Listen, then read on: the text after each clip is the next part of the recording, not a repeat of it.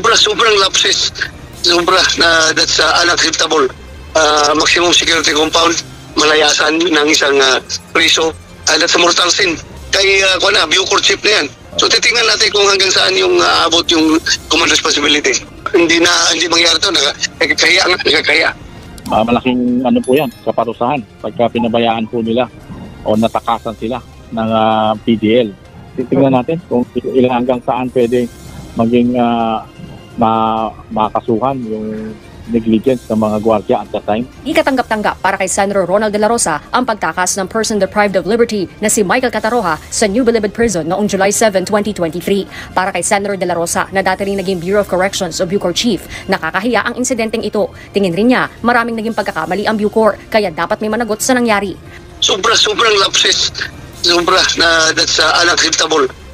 Maximum security compound, malayasan ng isang preso. That's a mortal sin. Mortal sin yan. So dapat his must roll para hindi mangyari ito, nagkakaya. Kabilang anya sa dapat tukuyin sa isasagawang investigasyon ay kung sino-sino ang nagpabaya sa kanilang trabaho at kung aabot ba ito kay Bucor Chief Gregorio Catapang Jr. Ang line of reasoning niya is that hindi naman talaga direkta siyang namamahala dyan dahil meron mga in the first place may level of the chain of command. Kung ang pinaka-in-charge talaga dyan is yung in-charge dyan sa maximum security compound. Then after that, aakyat sa level yan ng superintendent ng New Bilibid Prisons. Then after that, kay Bucor chief na yan.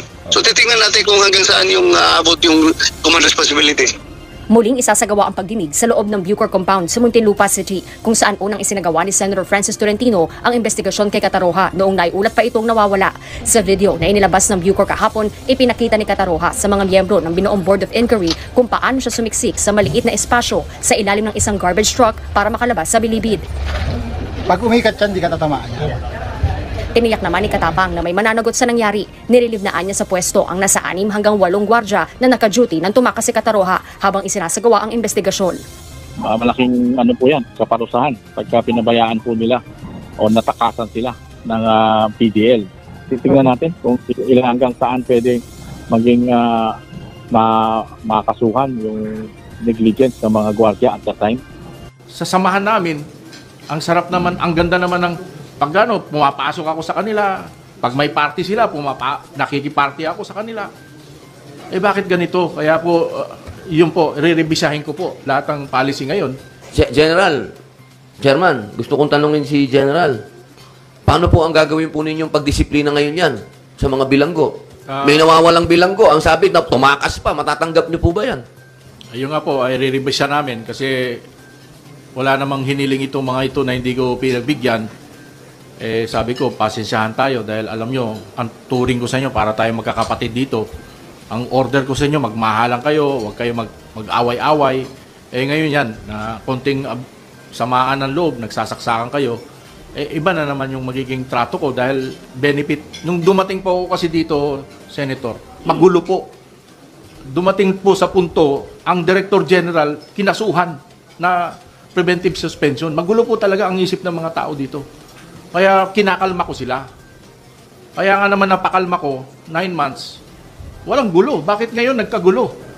Kaya 3 araw po ako nag-iisip kung saan ako nagkamali. Hindi ko matanggap na sa samahan namin, ang sarap naman, ang ganda naman ng pag pumapasok ako sa kanila. Pag may party sila, nakikiparty ako sa kanila. Eh bakit ganito? Kaya po, yun po, re-revisahin ko po lahat ng policy ngayon. More or less, marami pa pong dormitories na papasukin para sirain yung mga tabing ng mga kubol. Para sa nakikita sila kung saan sila nakapwesto at nakikita kung anong ginagawa nila, kung nasaan doon sila sa mga kwarto nila.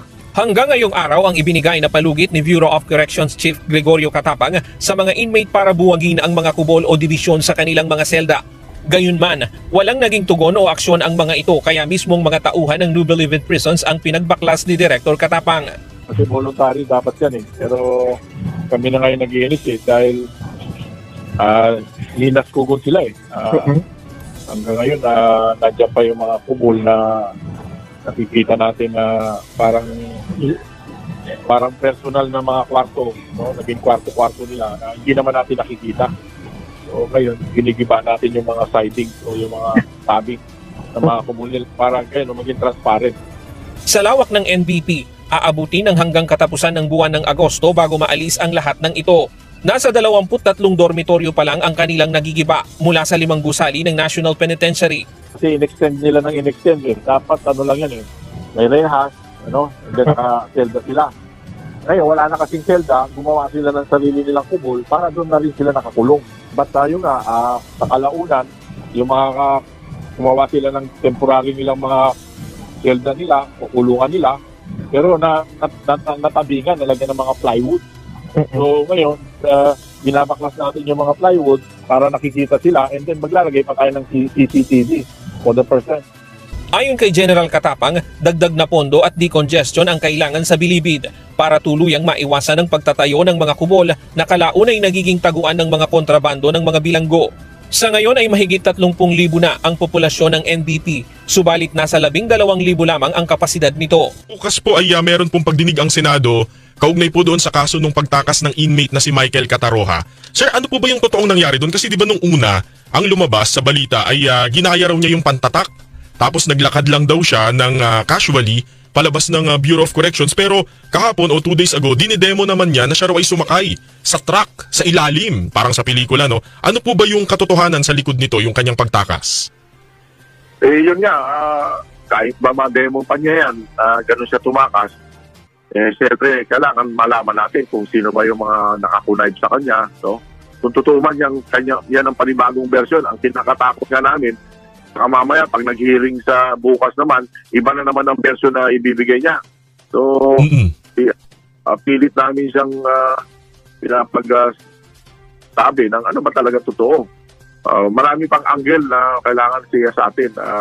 Dapat 100% sure tayo doon sa kwento ni PDL Cataroha, baka mamaya pinapaikot lang niya tayo, nakakahiya. Kailangan pagtuunan natin ng oras yung kanyang mga salaysay at bawat kinikwento niya, dapat 100% sure tayo na tama o totoo ang sa kanyang sinasabi. Parang hindi po kapanipaniwala na sumakay siya sa ilalim ng truck. Ayun, tama po kayo. Dalawa yan, angulo. May connivance o kaya negligence. No? Pero yun nga, kailangan 100% tayong sure na may connivance or 100%